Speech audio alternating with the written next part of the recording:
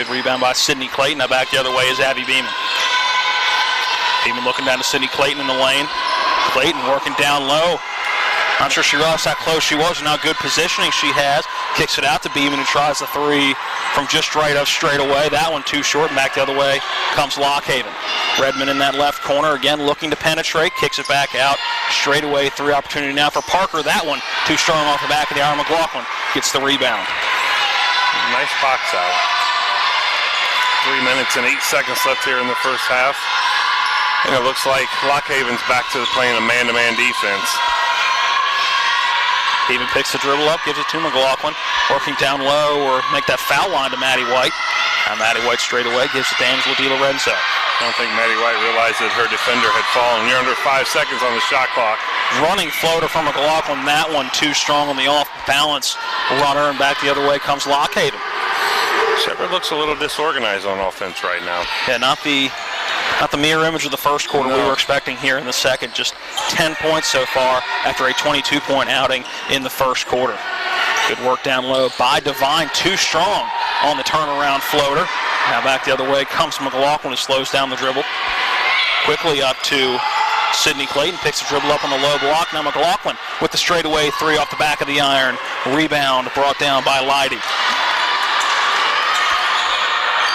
Into the front court is Taylor Leidy, and we'll slow it down as we approach 2 minutes in this second quarter. Stops in the lane, kicks it out to Devine. That three off the back of the iron, and Redmond able to run it down. Stops in the lane before kicking it out to Parker. Now it's Devine again from the left wing. That one off the front of the iron, no good. Di Lorenzo brings it down. Make that Leidy on the three-point shot.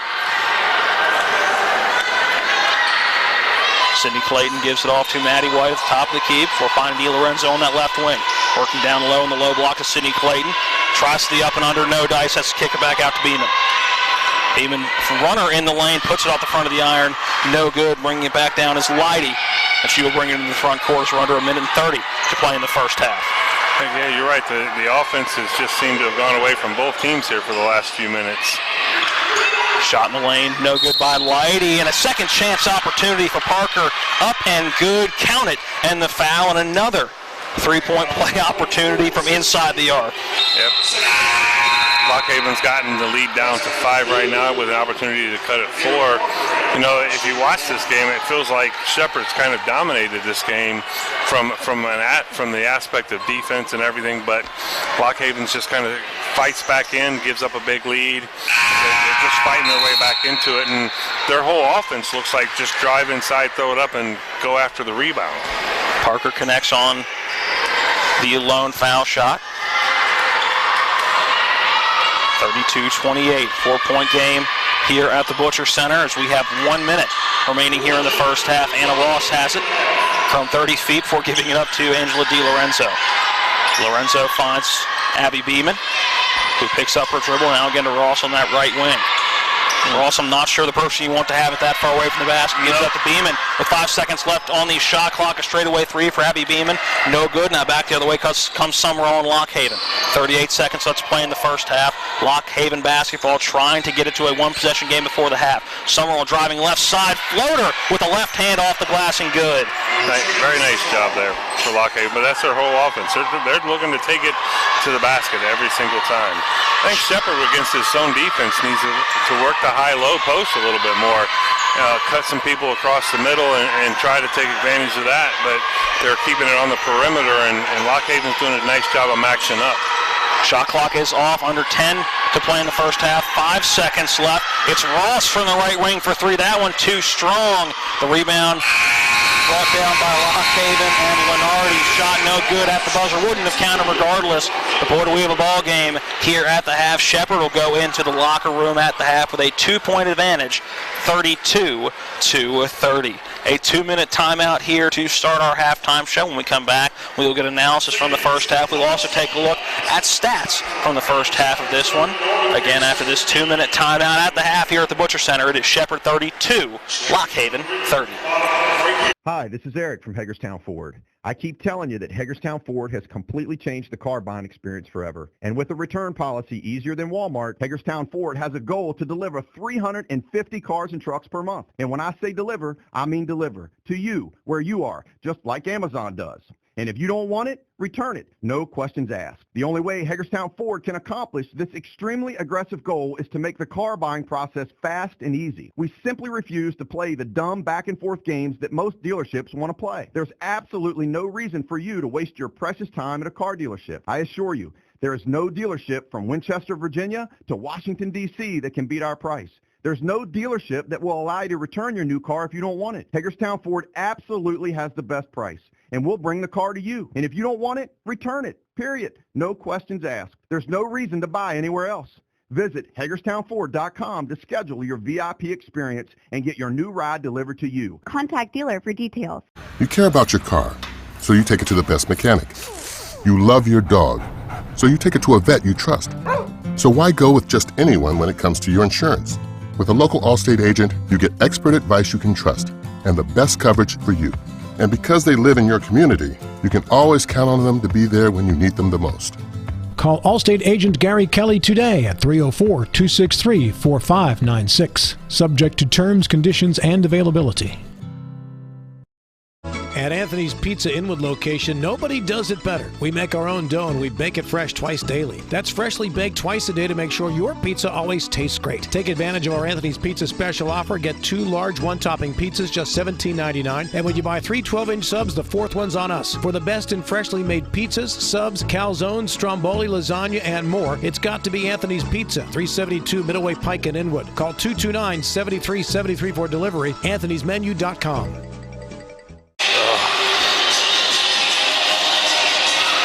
Welcome back into the Butcher Center. Halftime score, game 1 of the doubleheader between Lockhaven and Shepherd. Shepherd has the lead on the women's side, 32-30. But Jason, really has been a tale of 2 quarters to start this one. Shepherd took a 22-11 lead make that 23-11 lead into the break after quarter number 1. And in that second quarter, really just hit a wall offensively. They did, but you got to give credit to Lockhaven too. The first quarter they played a straight zone defense. In the second quarter, they did kind of a man-to-man at times. They did a matchup zone, and Shepherd didn't handle it very well. A lot of times we were talking about there was less than 5 seconds left on the shot clock. They were taking late shots.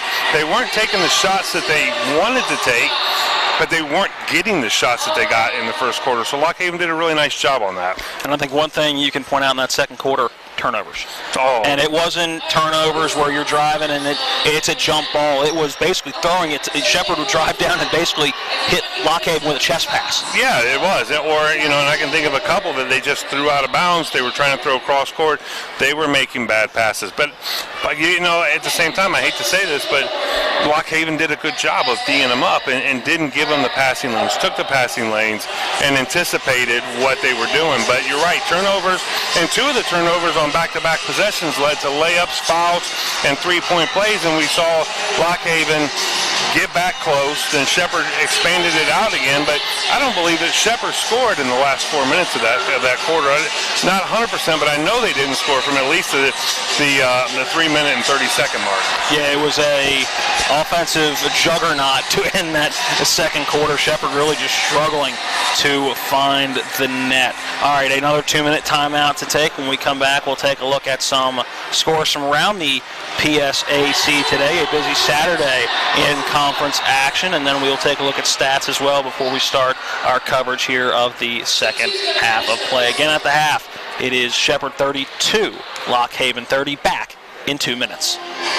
Hi, this is Eric from Hagerstown Ford. I keep telling you that Hagerstown Ford has completely changed the car buying experience forever. And with a return policy easier than Walmart, Hagerstown Ford has a goal to deliver 350 cars and trucks per month. And when I say deliver, I mean deliver to you, where you are, just like Amazon does.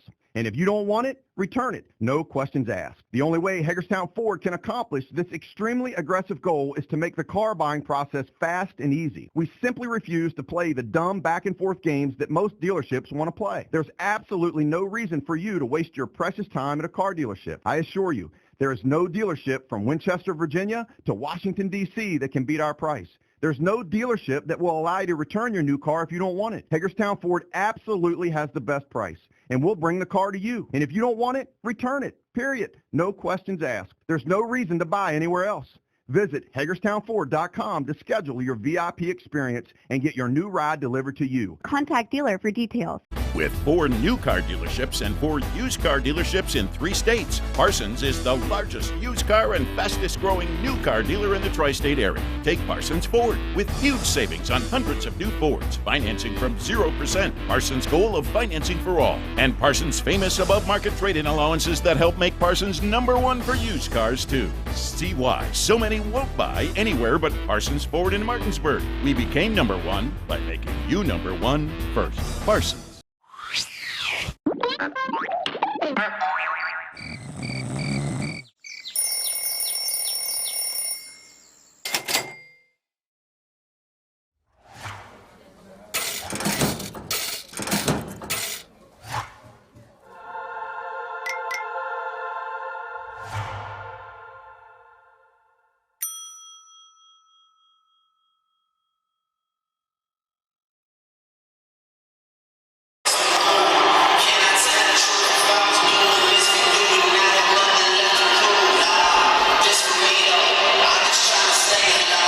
Welcome back into the halftime show. Matt Crawford here with you along with Jason Colrick, John Alderton, our on-site TV 10 cameraman, Eric Sterritt, working hard back at the studio. Apologize if you're watching on ShepherdRams.com. Had some difficulty getting our stream to there for the beginning of the game, but should be good from here on out. Again, apologize if you were trying to tune in on that entity in the first quarter, but we will have your coverage on ShepherdRams.com the rest of the way. Jason, it's time to take a look at our out-of-town scoreboard. Starting with the women's games, a couple that are in action right now, and then we have a couple that are going to be later this evening. I'll let you give us that out-of-town scoreboard. I can't see it from here. You don't have your glasses on? I got my contacts in, but part of being 50 is that your vision is not as good. But let me see if I can see it here.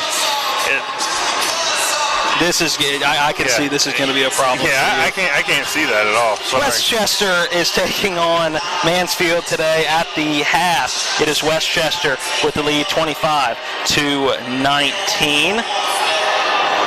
Looking at some other scores, it is Edinburgh taking on Cal, and right now Cal just a 5-point lead, 40-35 at the intermission. And again, trying to find scores. These sites are taking me to the video links, not quite the scoreboard page. So again, trying to find all of these scores for the halftime scoreboard show. So what I'm hearing you say is it's not as easy for you. There we go. Either. With 7 minutes and 7 seconds left in the second period, so a slow-moving game between Shippensburg and East Stroudsburg. It is Ship with the narrow 2-point advantage. Slippery Rock is taking on Seton Hall. Update from that one. Again, just getting the video feed that is not up right now, so can't give you an update on that one. Can tell you all the games that are in action today, and again, we'll try to effort those scores as the broadcast goes on into the post-game show and giving you updates on those scores in the men's game. Again, our game, Lockhaven and Shepherd. Shippensburg taking on East Stroudsburg. Edinburgh taking on Cal. Pitt Johnstown taking on Clarion. Westchester and Mansfield in action today. Slippery Rock and Seton Hill in action. And Kutztown taking on Mercyhurst. Those are all 1 o'clock tips for the women. Millersville taking on Bloom. That's a 3 o'clock tip on the women's side, so that's going to be 3 and 5. And then night action between IUP and Gannon. 5:30 the tip for the women's game, so it's going to be a 7:30 or 8 o'clock tip for the men's game on this Saturday afternoon/evening. There's your out-of-town scoreboard from around the PSAC. At least they're being able to be outside and enjoying that nice weather. So, I mean, there's an advantage to having one of those night games on a January day where it's almost 70 degrees outside. Another 2-minute break to take. When we come back, we'll take a look at stats from the first half of this one as we are nearing 5.5 minutes before the start of the second half here in Shepherdstown. At the half, it is Shepherd 32, Blockhaven 30, back in 2 minutes. My name is Monica. I'm an elementary school teacher. My name is Mitch. I'm a graphic design specialist. We have 4 children. Currently we have life and auto insurance with Erie. Our agent is helping us to move our homeowners insurance to Erie as well. They've always been a good company and good customer service. If anything ever happens to me, my family will be protected. Your local Erie agent in Martinsburg is Smallwood & Small Insurance. Get a quote at smallwoodandsmall.com. If you hang the WVU Medicine sign, it certainly has helped take us to another level. Evolving what we try to do as physicians and as a health system and organization is the mission of WVU Medicine, and it's an exciting mission to be a part of. With the knowledge and the years of practice that they've put into this institution, they know a lot. They can help you, and they've helped me a lot. Having people treated locally enhances their overall care. Hi, this is Eric from Hagerstown Ford. I keep telling you that Hagerstown Ford has completely changed the car buying experience forever. And with a return policy easier than Walmart, Hagerstown Ford has a goal to deliver 350 cars and trucks per month. And when I say deliver, I mean deliver to you, where you are, just like Amazon does. And if you don't want it, return it. No questions asked. The only way Hagerstown Ford can accomplish this extremely aggressive goal is to make the car buying process fast and easy. We simply refuse to play the dumb back and forth games that most dealerships want to play. There's absolutely no reason for you to waste your precious time at a car dealership. I assure you, there is no dealership from Winchester, Virginia to Washington, D.C. that can beat our price. There's no dealership that will allow you to return your new car if you don't want it. Hagerstown Ford absolutely has the best price, and we'll bring the car to you. And if you don't want it, return it, period. No questions asked. There's no reason to buy anywhere else. Visit HagerstownFord.com to schedule your VIP experience and get your new ride delivered to you. Contact dealer for details. Welcome back into the Butcher Center. It's about 3 minutes left before we start the second half. Jason's got his phone on, taking full advantage of this college basketball Saturday. My Terps played last night and got thumped by Iowa. What are your Hoosiers doing today against the Buckeyes that have lost 3 straight? Under 8 minutes left, and Indiana is up 51-45 at home. So we're playing strong. Solid. I'm happy. Hoping for a Hoosier win. I have no issue with Indiana. We beat you on the national championship in 2002, so no ill will between the Terps and the Hoosiers. How many national championships does Maryland have? It's not about the number. It's about how solid you played in those games. You only played in 1. Yes, and we won 100%. We've won 5. Let's take a look at some of the stats from the first half in this one. Now, can you read these? Look, somebody must have blown mine up because this is like huge. I can read all of these. All right, well, I'll let you give the individual numbers. I'll start with some team numbers. Lock Haven in the first half shooting 33% from the field, just 7% from beyond the arc. That is 1 for 13 and 5 for 5 from the charity stripe. Shepherd shooting at a pace of 44% from the field. That was after shooting 58% in the first quarter, dropped to 31% in that second quarter, giving you 44 for the first half so far. From beyond the arc, 36.4%, and from the charity stripe, 85%. So can't really complain about either team from the foul line. I think if you're Lock Haven, you want to hit a little more than 1 out of every 13 from beyond the arc. No, absolutely, but we knew that they shot 27%, so I'm not surprised. Looking at Shepherd's scoring, Marley McLaughlin is leading the team with 12 points. She's 3 of 8 from the field, 2 of 5 from three-point range, but she is 4 of 4 perfect from the free throw line. She also has three rebounds. 3 total rebounds. 2 players at 7 right now. Abby Beeman has 7. She's 1 of 2 at the free throw line. She's 0 of 2 from three-point range, but she's 3 of 8 from the field. And you've got Sydney Clayton, who is 3 of 4, shooting 75% from the field, and she's 1 of 1 for the free throw line. She's got 5 rebounds with 7 points as well. There are 2 other players that are in the scoring, each having 3 with Jordan Smith and Angela DeLorenzo. Lock Haven is actually being led in scoring by Janelle Robinson. She's got 11 points and 5 rebounds. She's 5 of 7 on the inside. High percentage shots down low. She has, but you know what? I disagree with this. I think I've seen her miss a couple more than that. And you've got Marlene, how do you say that last name? Lenardi. Marina Lenardi. She has 7 points, so you can actually see 1, 2, 3, 4, 5, 6 Lock Haven players have scored in this game versus 5 for Shepherd. So, but obviously the big girl inside, she came in only averaging 8 points a game.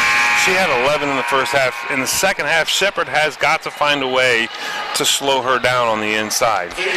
There are your stats from the first half of this one. You heard the horn sound here at the Butcher Center, which means it is time for the second half of action. Again, the men's game scheduled to start at 3 o'clock.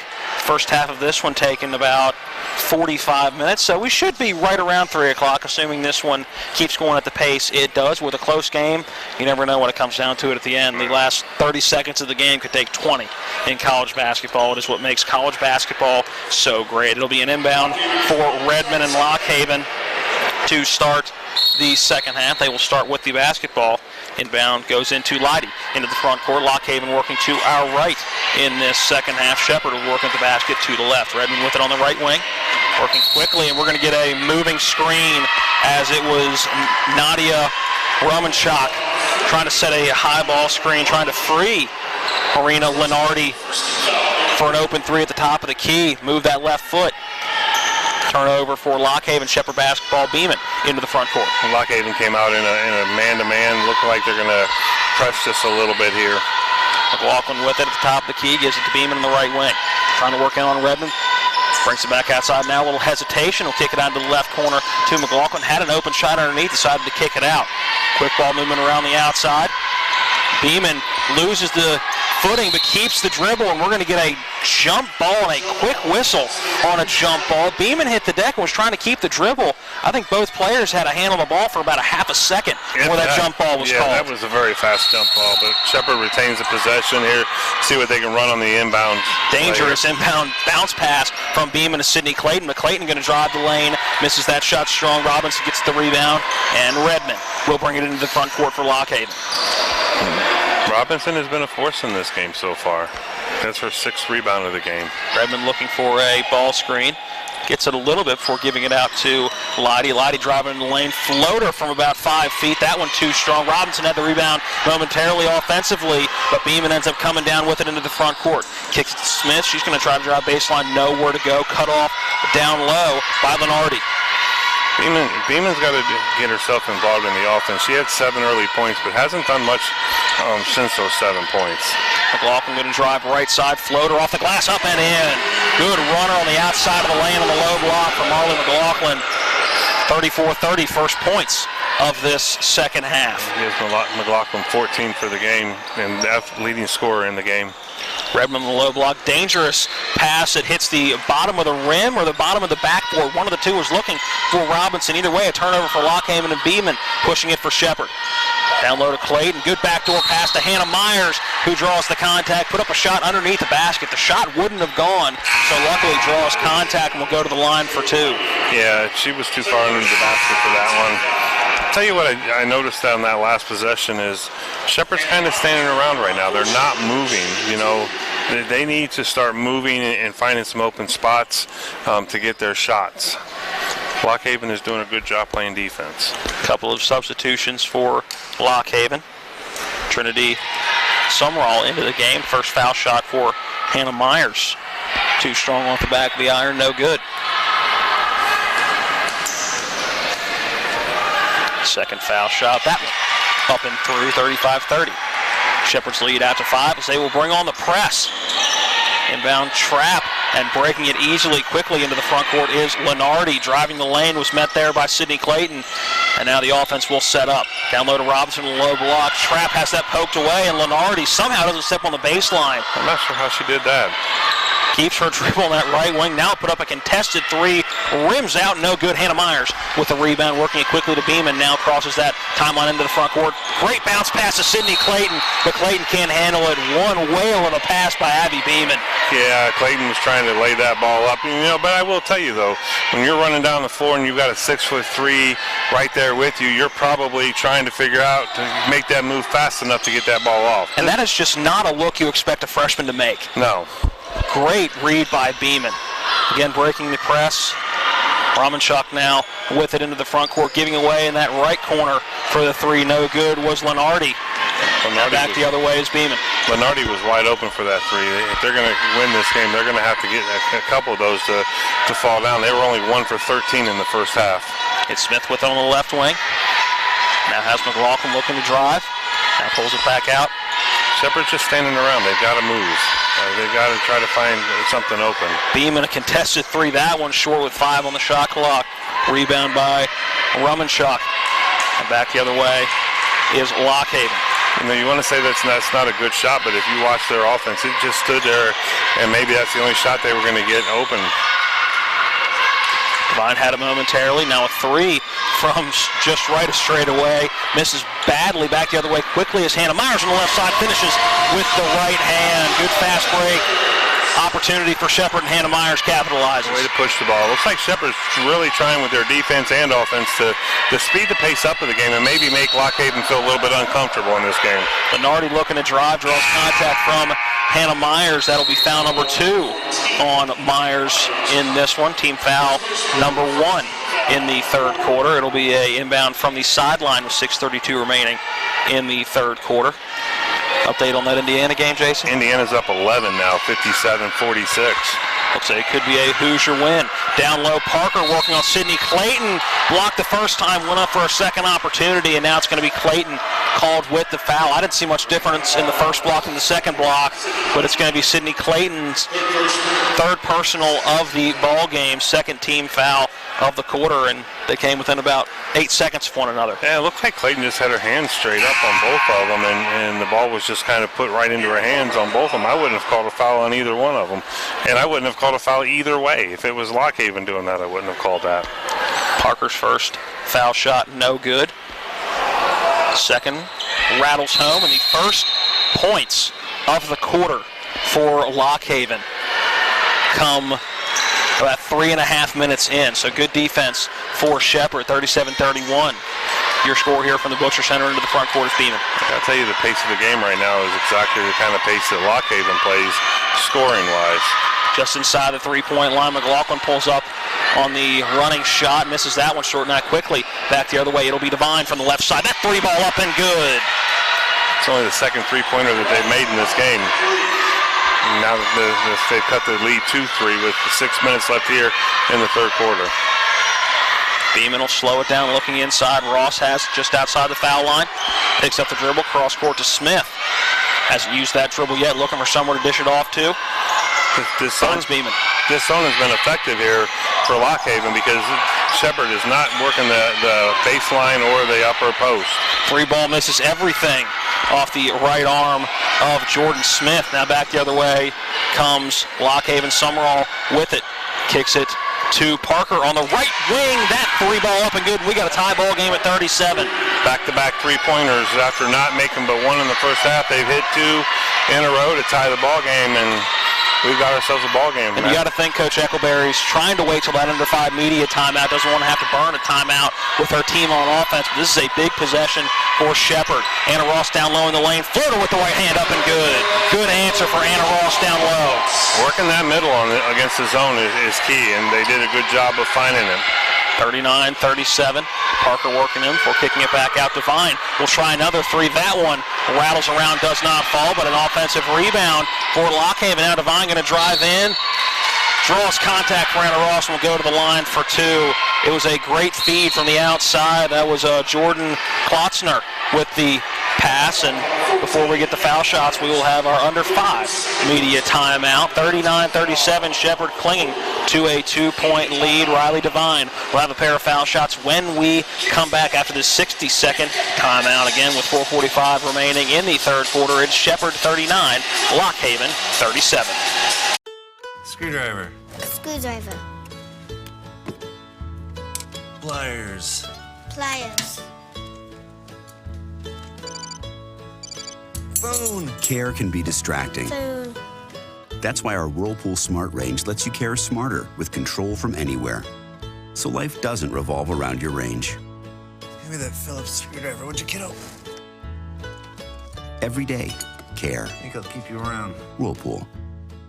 Let's talk trash, because when it comes to trash, you have options. Panhandle Dumpsters is a local family-owned garbage hauling company serving both residential and commercial customers with weekly trash pickup, dumpster service, yard waste pickup, and bulk pickups too. Panhandle Dumpsters will give you a free trash can and provide curbside service for just $23 a month. Panhandle Dumpsters features a fleet of quieter, eco-friendly garbage trucks, thereby reducing the noise usually associated with pickup. Switch now and save up to 30%. Call 833-DUMP-STR, panhandledumpsters.com.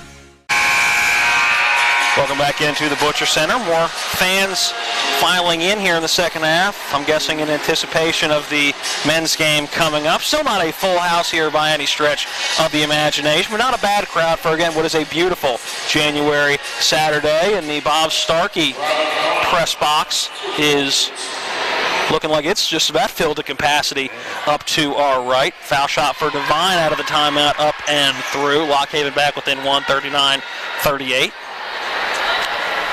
Few friends of the broadcast team in attendance today too. Saw Chris Strobel a little bit earlier. Also a John Lowry Jr. to our right, former baseball coach. Anybody in this area knows his dad for sure, John Lowry Sr. Second foul shot for Devine, up and good, 39-39. John Lowry Jr. actually coached my daughters at one point at Martinsburg High School for girls softball. Abby Beeman looking to penetrate on Devine, goes in, draws contact. It won't be in the act of shooting.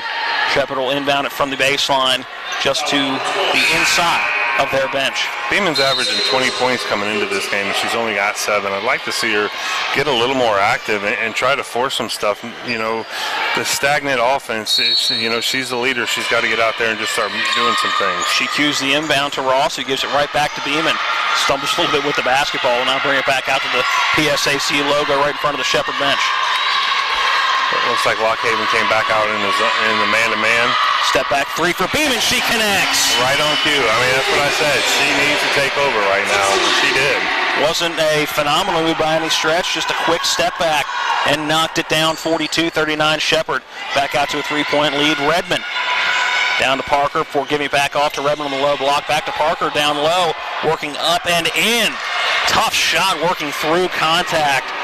But Parker able to force it up and in off the glass. 42-41, Lockhaven back within a point with 3:45 remaining in the third quarter.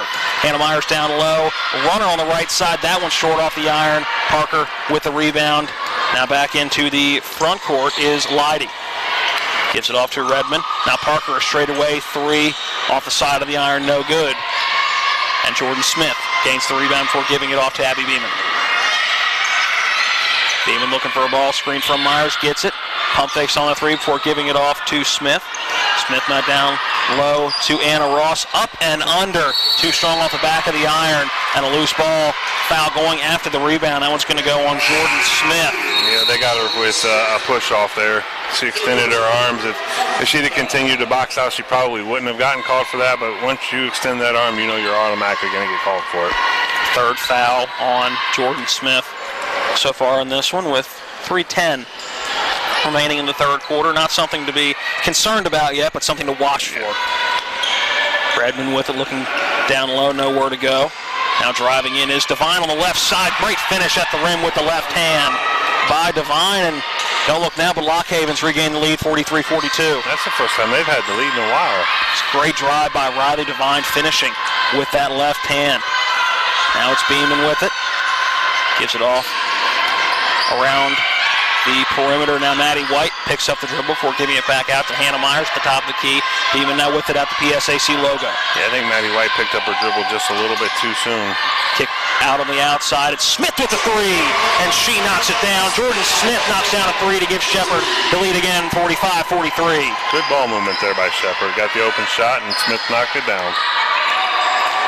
Lenardi working in, driving the right side, up and good. Make that Taylor Leidy driving that right side and connecting. 45 all with just over 2 minutes to play here in the third quarter. Great basketball game so far to start our doubleheader here in Shepherdstown. Absolutely. Anna Ross in that left corner uses that dribble. That quick movement around the perimeter. It's Abby Beeman with it. Nowhere to go, looking down low. Myers has it in the lane. Good hesitation move up and under. Hannah Myers, great move in the lane. Shepherd regains the lead, 47-45. Yeah, great ball fake there, and then put it on the deck and take it right to the basket. Beautiful move. Redmond driving, gives it off to Robinson, and Robinson saw an open lane and shuffled those feet before using that dribble. It's a turnover for Lock Haven, and Shepherd gets the basketball back. She got a little bit excited there, but I will tell you that's one thing. If you notice, she hasn't scored here in the second half after having 11 in the first half, and Shepherd's done a good job of containing her and at times having two people where she's at. 1:30 and counting on a third quarter clock here in Shepherdstown. Beeman slowing it down for Shepherd. Coach Eckleberry yelling out instructions to her offense. McLaughlin with it, working down low to Anna Ross. Good work down low, and Ross going to go to the line for two. Picking up the foul is going to be Nadia Ramanchak. A size difference down low, and a good job by Ross realizing that and trying to use that size advantage. Might be the only position that they had a size advantage on. Must have had a switch there. Mass substitutions for Lock Haven. 3 new members come in the burgundy jerseys. I think that's the first time I've seen Redmond go out of this game tonight. Yeah, she has had quite a few minutes in this one. Had 14 in that first half, so didn't play 5 minutes in the first half. Foul shot up and good for Ross. Comes that second foul shot. That one up and good for Anna Ross. Shepherd's lead back out to 4, 49-45, 1:13 and counting here in the third quarter. Sumrall looking to drive, working around a couple of ball screens out top. Down low to Robinson, who's double team, loses the basketball, has to kick it back outside. Leidy driving the baseline, nowhere to go, kicks it back outside, now poked away. Down low as Parker was looking for the basketball, good poke away by Sydney Clayton, and then Robinson throws the basketball away, was looking on this right side for Taylor Leidy, and Leidy started moving back towards the baseline before that pass came from Robinson.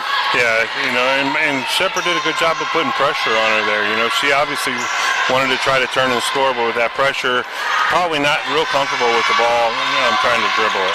44 seconds left as Beeman going to take it down the right side. Contact and the basket. She'll go to the line for 3 the old school way. Great take by Abby Beeman. I got to tell you, that kind of looked like an Allen Iverson crossover. That was a beautiful move.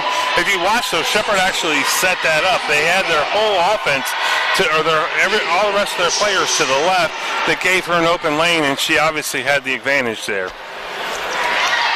Foul shot misses. Back the other way comes Lock Haven. Little hesitation as we're going to get, again, another foul away from the basketball. And that foul's going to go on Janelle Robinson, her second of the game so far. Another foul away from the basketball. And they're going to take her out and let her get a breather here before the start of the fourth quarter. 28 seconds left, 51-45. Shepherd has the lead. Abby Beeman will slow it down. It looks like Shepherd's going to hold for the last shot. I think Smartly going to hold for the last shot. Yeah, there's about a second or two difference between the shot clock and the play clock, but enough that you're going to be able to wind it down. Beeman working to the left. McLaughlin has a little trouble getting that pass. She'll drive middle of the lane, and we'll get a jump ball, and the possession error going to go back to Lock Haven. Not the play I'm sure that Coach Eckleberry wanted. Didn't look like really a play at all. McLaughlin was trying to take it herself. Ran into some contact. Now Lock Haven basketball quickly into the front court is Sumrall working to the left side in the lane. Puts up the underhand floater. That one misses as time expires here in the third quarter. We have one more quarter to play here from Shepherdstown in the first game of the doubleheader between Lock Haven and Shepherd. And going into the fourth quarter, it is Shepherd with the 6-point advantage, 51-45. 1 minute of commercials to take them. We're back to the final quarter of action. Again, it's Shepherd 51, Lock Haven 45. To see the inspirations of Miss Yu's tuxedo collection, look to the sky and stars. For the jewelry itself, come to Bechtel Jewelers for the Trunk Show, November 23rd and 24th. These playful pieces are a wonderland of sparkly blacks and whites, plus other festive colors. Gems like shimmering black druzy, onyx, and ice quartz adorn silver and gold. Enjoy sophisticated everyday elegance at the Trunk Show, November 23rd and 24th, and let your inner sparkle shine. Only at Bechtel Jewelers, Route 11 South, Inwood.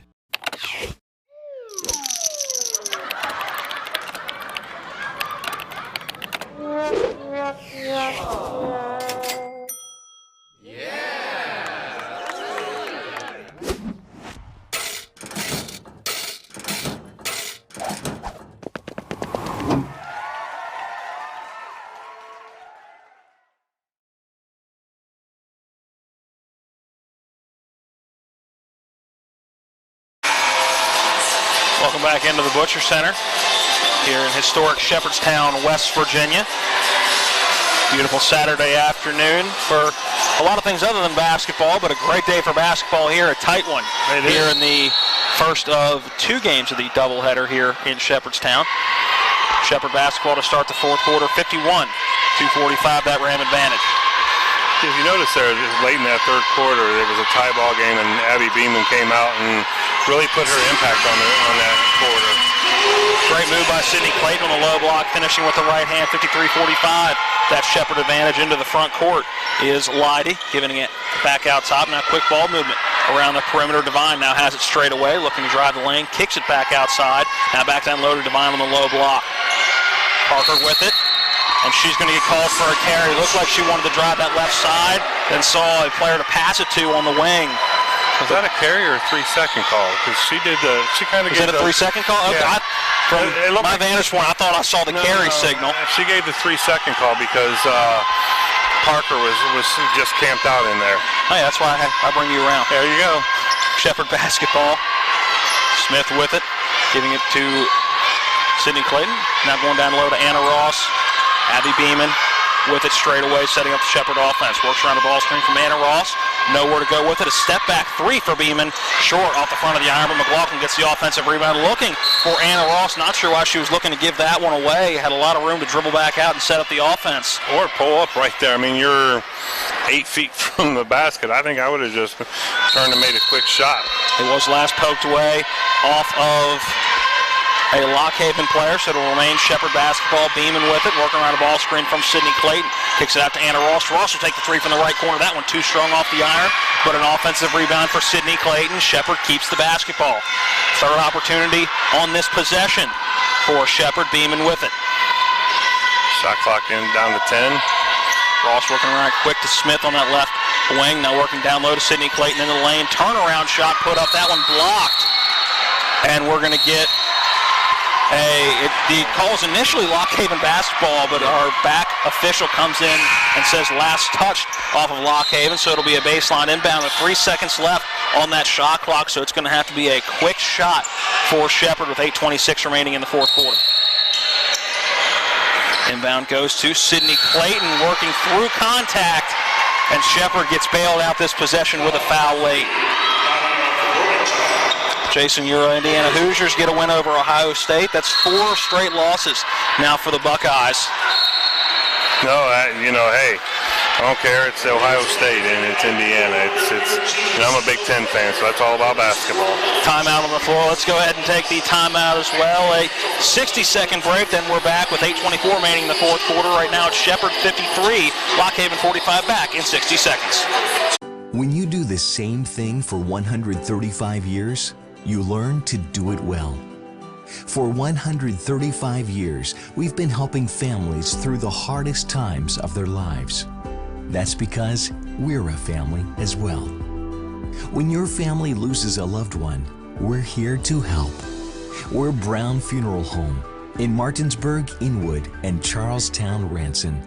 We're here when you need us. My name is Monica. I'm an elementary school teacher. My name is Mitch. I'm a graphic design specialist. We have 4 children. Currently we have life and auto insurance with Erie. Our agent is helping us to move our homeowners insurance to Erie as well. They've always been a good company and good customer service. If anything ever happens to me, my family will be protected. Your local Erie agent in Martinsburg is Smallwood & Small Insurance. Get a quote at smallwoodandsmall.com.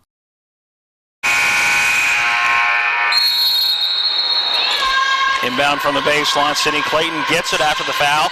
18 seconds on the shot clock. 2 shots upcoming. Are they going to count the shot? Or are they going to say continuation does not go? I think that's the conversation our 2 officials are having now.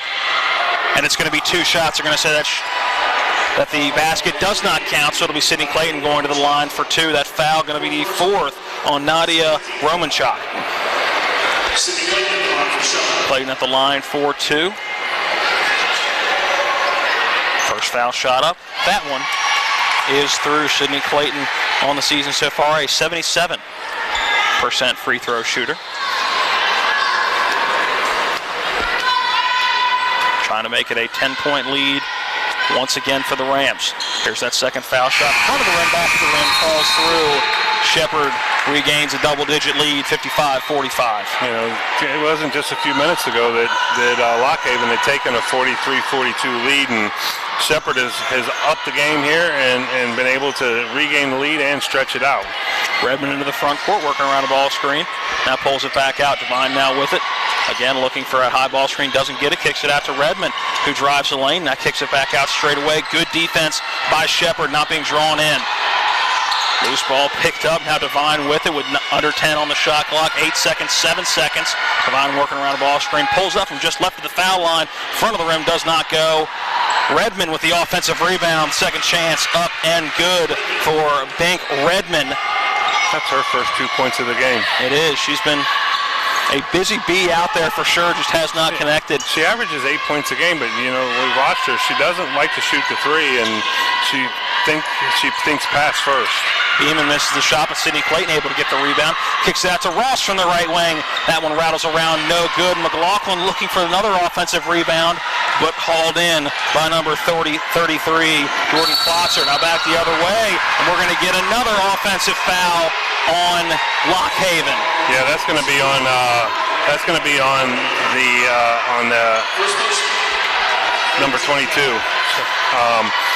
Marina Lenardi. She actually pushed off as she was trying to dribble down the court. That was a good call. She extended her arm. Beeman on the inbound hits Anna Ross for quickly giving it back to Hadley Beeman. Again, I'm not sure Ross wants the basketball that far away from the basket. No. Beeman tightly guarded by Redmond. Works around the ball screen from Sidney Clayton. Kicks it out to Ross. Now back out top to Marlon McLaughlin. Down low to Sidney Clayton. Turn around, up and under, off the glass and in. Great move down low by Sidney Clayton. Man, Sidney Clayton's got some great moves inside. You can see why she's averaging 17 points a game. 57-47. Shepherd's lead back out to 10. 6:47 remaining in the ball game. Lockhaven basketball. Redmond back out to the top of the key. Quick ball moving around the perimeter. Devine back out top to Lenardi and draws contact. And Lenardi will go to the line for 2. You would think Lenardi wouldn't be that hard of a name to remember, but I'm killing it. That's going to be the 4th personal foul on Jordan Smith. So now that's something you're going to have to watch out for Smith. See if she comes out of the game. First foul shot for Lenardi, up and through. And looks like Jordan Smith will stay in the game. 57-48. Lockhaven brings that deficit back to within single digits. Now just an 8-point game as Lenardi connects on both foul shots. 57-49. 6:30 remaining in the 4th quarter of this one. Shepherd hoping to get back in the win column after their last time out had lost at Cal. Ball poked away from Anna Ross, now back the other way. Is Lenardi working quickly on Marlon McLaughlin on the left side, up and in. Great finish with the left hand for Marina Lenardi. 57-51. Shepherd basketball, 6:11 remaining in the ball game. Beeman barking out offensive signals. Gets it to Sidney Clayton at the foul line. Quick pass down low, and once again Anna Ross loses the basketball, and back the other way comes Summerall and Lockhaven. working into the right corner, back out to Devine on that right side, and she's going to get called with a walk, start of those feet moving before the ball hit the deck. If you heard me go, ooh, I saw it. I was like, ooh means travel. Ooh, no, ooh means you were talking, and I didn't want to interrupt you, but ooh, yeah, she clearly traveled on that play. Turnover for Lock Haven. Shepherd basketball, 57-51 under 6 to play in the ball game. Another minute, we will have our under 5 TV timeout. Again, another turnover for Shepherd. That's 3 straight trips down the floor that Shepherd has turned the ball over. Redmond quickly into the front court. She'll drive the lane, put a shot up and good. Think Redmond driving coast to coast. She's an energizer bunny. I mean, she does move a lot. You know, this is what got Shepherd in trouble in the second half, and they've got to get out of this. Turnovers absolutely killed them and kept this game close, and they should be out by a lot more. And another turnover, and Redmond's got nobody in front going up that right side. Hesitates in the air. Great move by Bink Redmond, and she's got 6 quick points, and just like that, Lock Haven back within 2, 57-55. Timeout by head coach Jenna Eckleberry. We'll take the 30-second timeout as well. Back in 30 seconds with 5:15 remaining in the fourth quarter. It is a slim Shepherd lead, 57-55, back in 30 seconds.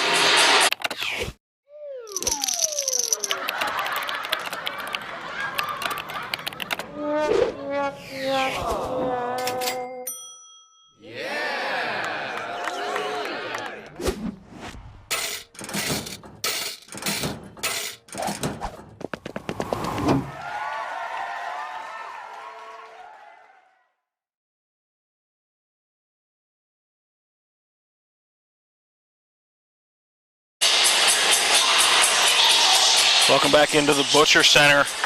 Nice little run for Lock Haven to pull within 2. Here we're just over 5 minutes remaining in the ball game. 57-55 our score.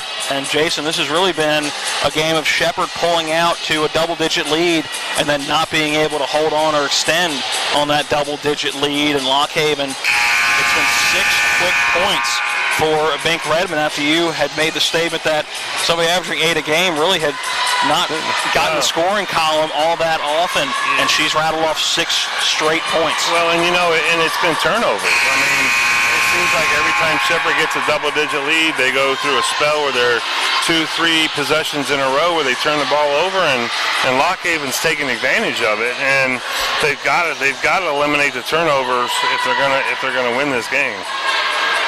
It'll be an inbound for Shepherd. Hannah Myers will cue the inbound. 5:15 remaining in the ball game. Abby Beeman gets it and will slowly bring it across midcourt. Slows down the offense. Looks like Shepherd's trying to run an offensive play. Hannah Myers straight away. Now McLaughlin with it on the left wing, looking for somebody down low. There's Sydney Clayton on the low block. Again, trying for the up and under. Nothing there. Kicks it back out to Smith. Smith driving that left side. Now back out to Beeman after quickly touching it with Sydney Clayton. 5 seconds Step left. back 3. Good for Abby Beeman. What a great response there for Abby Beeman.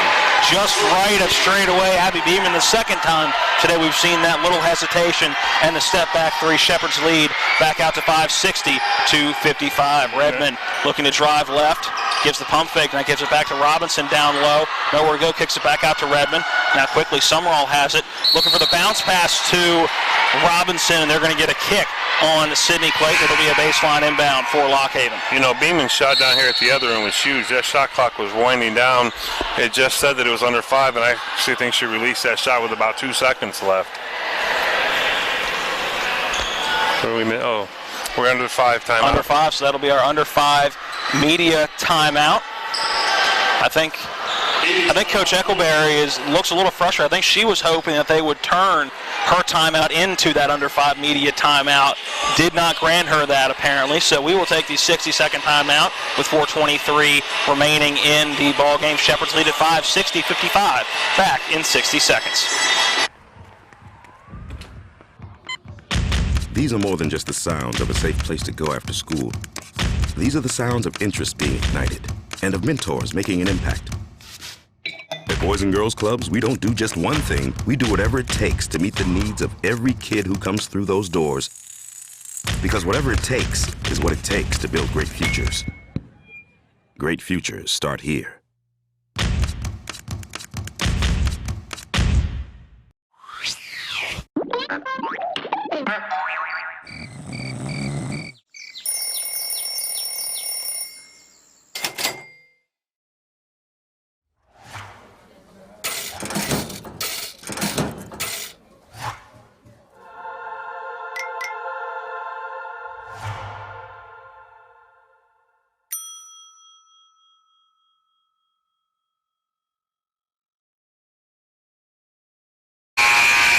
Introducing Jason Kohler to some pop culture. I think he's the only person in the world who doesn't know what Baby Shark is, as they play that here at the Butcher Center. Is it Shark Week? That's not Shark Week, that's in the summer. Lock Haven basketball, we're going to get a player control foul again. I think they're going to get that on Jordan Robinson with the moving screen, or make that Janelle Robinson on the moving screen. And they are. Or no, they're going to get that moving using that other arm for Marina Lenardi. That's not going on number 22, using that off arm. That's the second time she's been called for that in this quarter. Beeman almost loses the basketball again, gets it down low to Sidney Clayton, has that shot blocked by Robinson. Loose ball. That's going to be outside on Redmond. See who touched it last, and they are going to say it was Bink Redmond. Our two officials talking to one another, seeing what the other saw. I think a good call from our vantage point.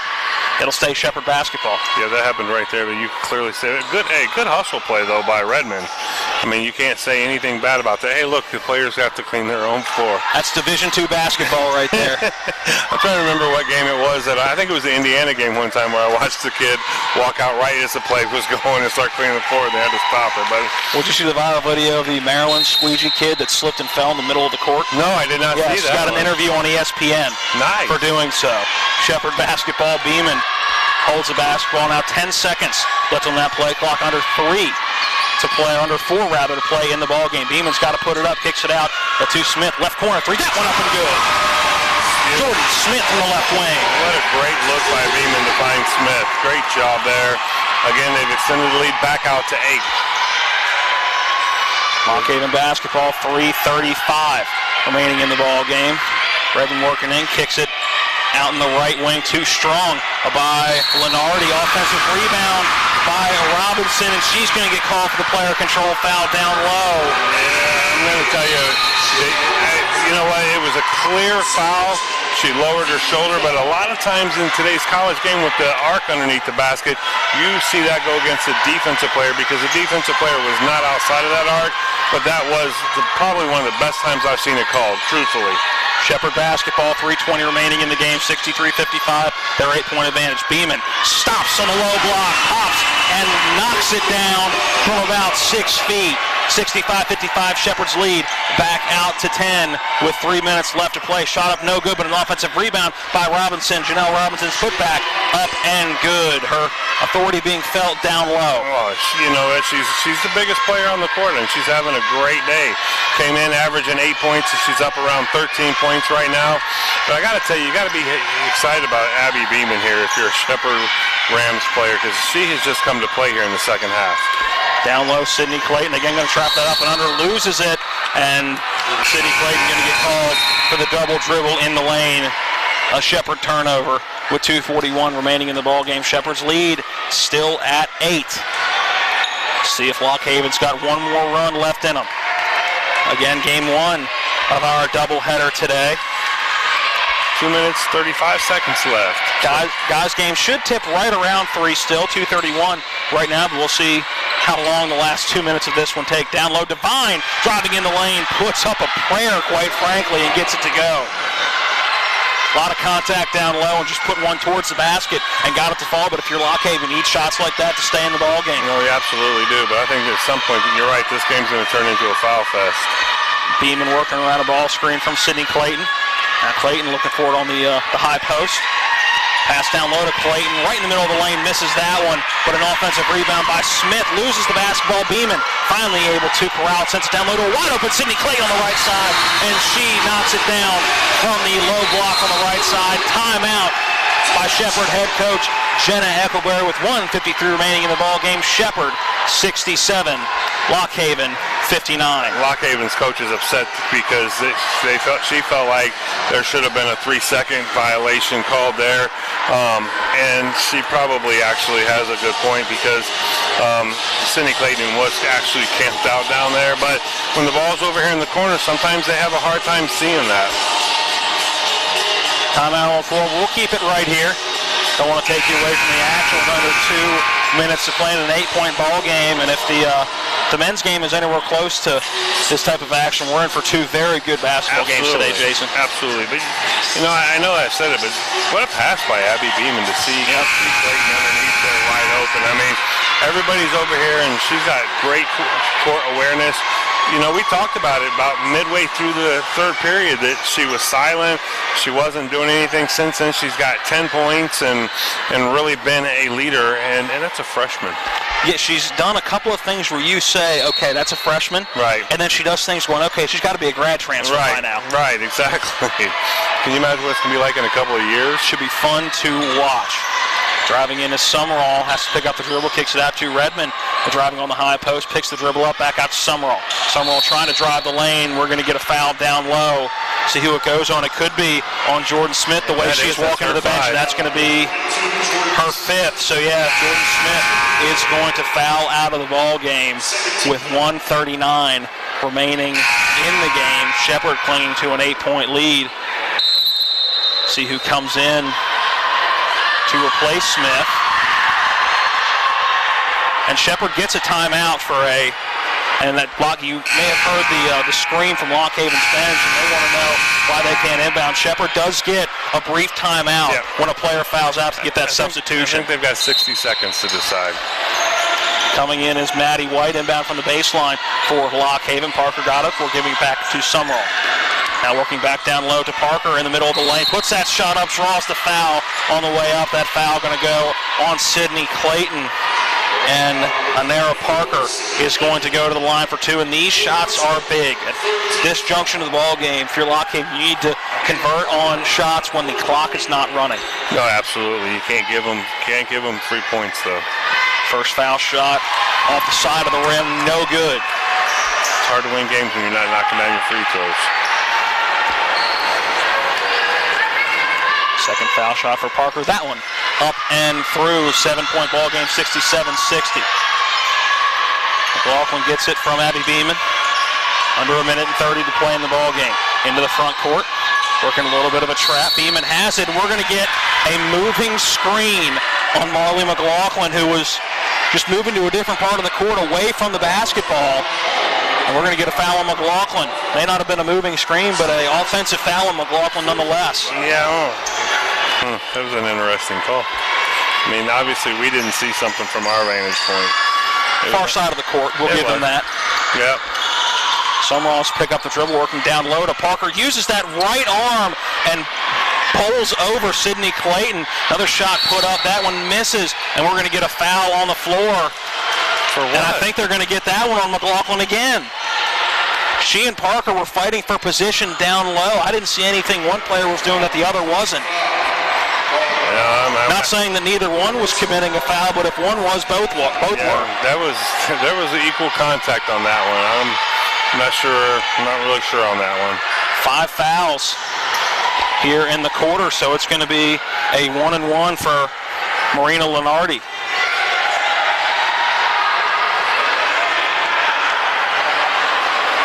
Our officials still getting together, making sure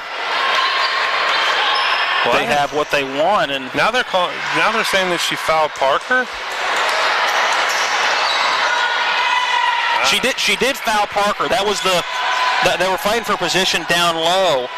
And I'm thinking with the 1-and-1 away from the ball. Yeah, it should be Parker. Her first foul shot too strong, and that one you could tell was rushed off the back of the iron. Isn't this a 1-and-1? It should be with 5 fouls. This was not in the act of shooting. No, she didn't have the ball. I'm confused. Second foul shot, that one up and through, back within 6 is Lock Haven with 1:05 remaining in the game. Hannah Myers picks the dribble up, slips, but does get it off to Marley McLaughlin, fighting through a little bit of contact from Redmond, and then a foul going to be called on Devine. Riley Devine going to pick up the foul, and this should be a 1-and-1 at the other end, and it will be. McLaughlin took 2 hits. I'm just saying that she took 2 hits there and only 1 foul. Down here, she's given out a couple of tic-tacky hits that she's been called for a foul. First foul shot up and good. 71% free throw shooter. That's the person you want at the line. And I must be missing something on the 1-and-1 rules here. Yeah, I don't know. 2 foul shots from 5 team fouls. To me, that should be a 1-and-1 opportunity. 2 foul shots up and good for Marlon McLaughlin. And a timeout on the floor. Let's go ahead and take the 30-second break as well. Then back for the final 57.6 here from the Butcher Center. It is Shepherd 69, Lock Haven 61. Back in 30 seconds.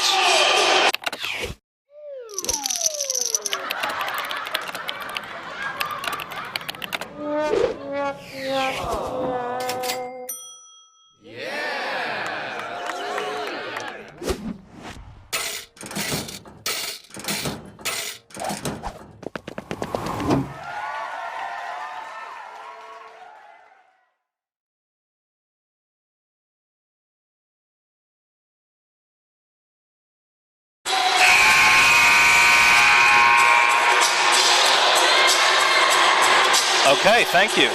Nope, they don't. They no longer do it. So I'm rewarded 2 free throws. Yeah, welcome back into the Butcher Center. Just got a call from the studio, and yeah, it is 2 free throws. Yeah, it is the double bonus. That rule changed in 2016. 2016? Yep. Wow, so we're really late on that rule. Lockhaven basketball, Devine going to put up a 3 from straight away. That one off the iron, no good, but an offensive rebound down low by Lenardi, and she finishes with the left hand. 69-63, inbound goes to Beeman, working around contact. That one deflected out of bounds by Redmond. Will stay Shepherd basketball. Yeah, it's not bad. I mean, you're getting time off the clock. Shepherd's up by 6 with 40 seconds left here. You know, obviously, Lockhaven doesn't want to foul Beeman or McLaughlin, but they're hoping that they'll give the ball to somebody else, but eventually they're going to have to foul them too. Inbound goes to McLaughlin. Throws it away. Looking for Maddie White deep in the corner. Didn't need to make that pass. Turnover. And that's a turnover for Shepherd. I guarantee when the Shepherd coach watches this game back, she's not going to be happy with the amount of unnecessary turnovers. And they're not really forced. They're just not taking their time. Timeout again with 36 seconds left in the ball game. Let's again send it back to the studio. A 30-second timeout.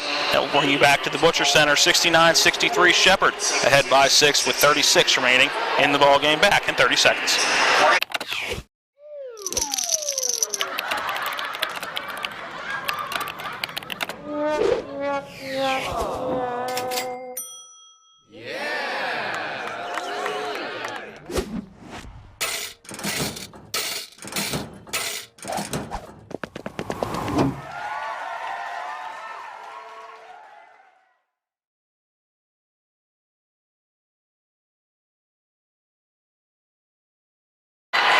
Welcome back in, inbound from the far sideline, just in front of the Lockhaven bench.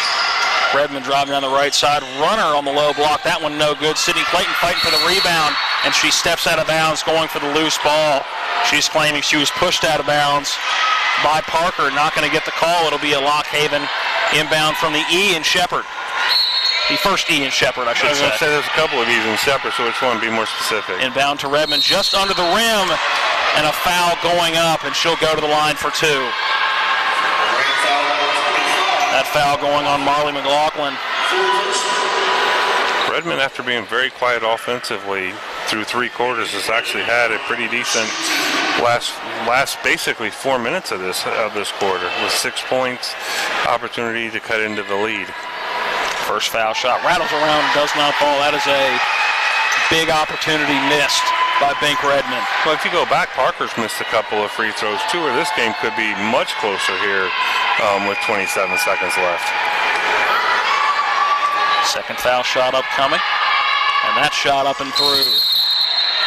And we have a timeout for Coach Jenna Engelberg. We'll keep it right here. Coming up next for both of these teams, starting with Shepherd, they will be right back here on Wednesday, the 15th of January. We will be right back here. Okay, Jason won't be. It'll be Matt Miller and myself back here. Kicking me out already? What's up with that? Along with John Alderton. And we will have Shepherd taking on East Stroudsburg. It'll be a 5:30 and 7:30 tip time for that doubleheader. And yes, we're going to kick you out of that one. John, you see this? He's already kicking me out of the game on Wednesday, and we haven't even got through this one. It's what happens when you don't know the rule on the 1-and-1 or the double bonus. I wasn't the one that gave you the rule. I'm sorry that you're such a rookie. I mean, I didn't want to make you look bad on TV. Yeah, I'm sure that's exactly what it was. Now that I know that you're kicking me out, I mean, the rest of this game and the men's game, you're going to look silly. Shepherd basketball, Maddie White inbounding from the far sideline, gets it into Sydney Clayton. A quick foul call, and Clayton will go to the line for 2. Hey, since you're kicking me out, I just want to remind you of something. You owe me dinner.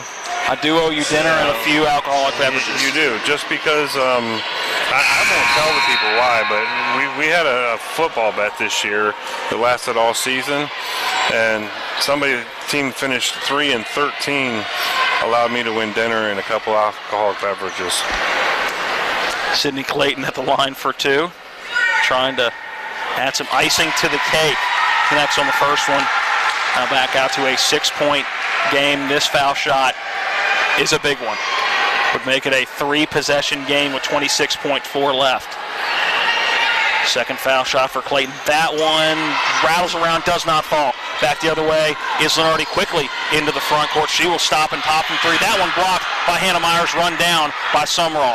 Again, Devine has it from the left wing. She will put up the three. That one short and run down by Maddie White. Gets it to Abby Beeman and gets the graze of the right hand from Lenardi, from Marina Lenardi. And it'll be Beeman going to the line for two with 11.7 left. So it is all cosmetic from here. Yeah, I would say, I mean, knowing that Lockhaven shoots 27% from three-point range, and Beeman, if she can step up, she's a 72% free throw shooter, can knock down at least one of these two.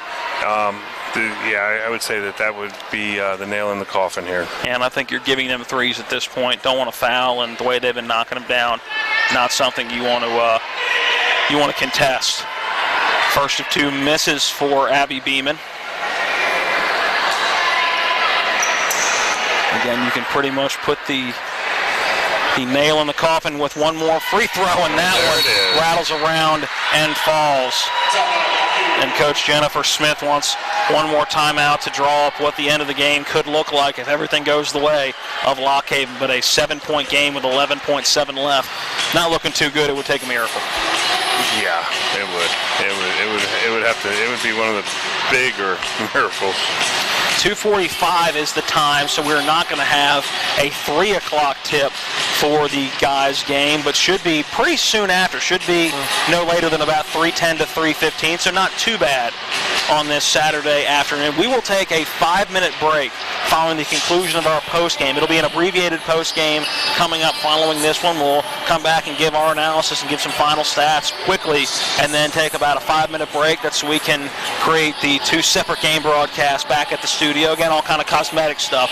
And then we will come back and start our pregame for the men's action, which will be, again, 5 minutes after we sign off in the postgame from the end of this one. Cosmetics. That's what makes us look pretty. Is that what it is? Yes. Well, I got to go back and see the makeup artist, because I think she missed the spot on that forehead.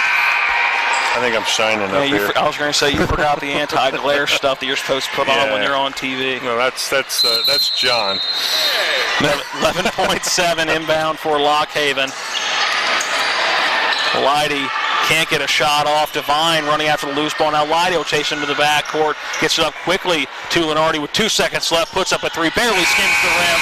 And the final horn sounds. Shepherd gets the win over Lockhaven. 71-64. Great game for Shepherd. There was a couple of good runs for Lockhaven, but just couldn't do enough to win this ball game. A gritty win for the Shepherd Rams, as they will get their 11th win of the season, their 5th in conference play. Let's take a 90-second break. Again, just a 90-second break, and when we come back, we'll give analysis from this one, starting our post-game show, final stats from this one, and then get you ready for the men's action. A 90-second break, then we're back. Again, the final in this one, it was Shepherd 71. Lockhaven 64.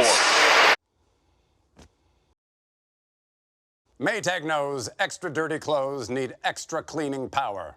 That's why the power of the extra power button makes Maytag extra powerful. Wow. Dirt doesn't stand a chance against this kind of power. Get a load of this. That laundry is stacked. Not bad, huh? The Maytag Extra Power Button. More muscle to tackle the tough jobs. Let's talk trash, because when it comes to trash, you have options. Panhandle Dumpsters is a local family-owned garbage hauling company serving both residential and commercial customers with weekly trash pickup, dumpster service, yard waste pickup, and bulk pickups too. Panhandle Dumpsters will give you a free trash can and provide curbside service for just $23 a month. Panhandle Dumpsters features a fleet of quieter, eco-friendly garbage trucks, thereby reducing the noise usually associated with pickup. Switch now and save up to 30%. Call 833-DUMP-STR, panhandledumpsters.com. With 4 new car dealerships and 4 used car dealerships in 3 states, Parsons is the largest used car and fastest growing new car dealer in the tri-state area. Take Parsons Ford with huge savings on hundreds of new Fords, financing from 0%, Parsons' goal of financing for all, and Parsons' famous above-market trade-in allowances that help make Parsons #1 for used cars too. See why so many won't buy anywhere but Parsons Ford in Martinsburg. We became #1 by making you #1 first. Parsons. I'll get this done quickly.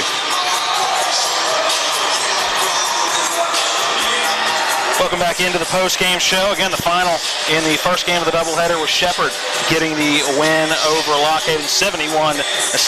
Matt Crawford, Jason Colwick here with you. John Alderson, our TV 10 cameraman. Eric Sterrick back at the studio as our engineer. Jason, thoughts on the game? A gritty win for Shepherd. Yeah, absolutely. A very gritty win. Good defense in that game. You know, Shepherd, I believe, actually let Lock Haven stay around a little bit longer than what they should have with some bad turnovers, but in the end, Abby Beeman came to play late in the third quarter and fourth quarter to lead the team to a good victory. All right, real quick, let's take a look at some of the numbers from this one before we take a quick 5-minute break and get you ready for the pregame of the men's action already into their warm-ups. Some quick team totals for Lock Haven as a team. Shot 37% from the field, just 12% from beyond the arc, 3 for 25, and shot 76% from the charity stripe from the field. It was 24 for 65, getting them that 37%. For Shepherd, they shot 48% from the field, 40% from beyond the arc, 8 for 20 from beyond the arc, 24 for 50 from inside that three-point line, or from in the field rather, 15 for 20 from the charity stripe. That is good for 75%. Jason, some individual numbers. Abby Beeman led the Shepherd team with 18 points. Sydney Clayton and Marley McLaughlin both had 16 points. Jordan Smith had 9. You had Hannah Myers with 5, Hannah Ross with 4, and Maddie White with 3 points to round out the scoring, 71 points for Shepherd. Lock Haven was led by Robinson and Laudenardi, both having 13 points. Raleigh Devine and Parker had 11 points, so they had 4 players in double figures compared to 3 with Shepherd. You had 7 points for Redmond after not scoring at all in the first 3 quarters, and you had 5 points from Summerall and 4 points from Lindy. So, and that rounds out the scoring there for Lock Haven. So the big 3 for Shepherd, obviously all in double figures, and you know, surprise person in this game was the 13 for Robinson. There are your final stats from this one. Again, 71-64. The final in this one, Shepherd gets their 11th win of the season, their 5th in conference play. For Lock Haven, they drop to 8-6 and 5-4 in conference play as well. Again, for Shepherd, next time out will be Lock Haven Wednesday, or make that East Stroudsburg Wednesday the 15th, 5:30 will be the tip time for that one. All right, a 5-minute break to take. When we come back, we'll start our pregame for the men's action. I want to remind you one more time, the final from game 1, 71-64. Shepherd gets the win over Lock Haven. Back in 5 minutes. You've been watching play-by-play video coverage of NCAA Division II basketball featuring the Pennsylvania State Athletic Conference and your Shepherd University Rams. Today's game has been brought to you by Hagerstown Ford. We deliver to your home. FordofHagerstown.com. Panhandle Dumpsters, because you have a choice. PanhandleDumpsters.com. The Mirius Group. Start planning for a brilliant future. The Joe Ferretti Law Office in downtown Martinsburg, delivering first-rate service and results for our clients. Green Tree Realty, a great place to call home. Jackie Lewis Broker. GreenTreeRealty.com. Mike Folk for Governor. Accountable, ethical, responsible. Folk4WV.com. And by Smallwood and Small, an Erie affiliate. Total Insurance Solutions. TV 10 thanks you for watching today's presentation of Shepherd University Rams basketball. All rights reserved.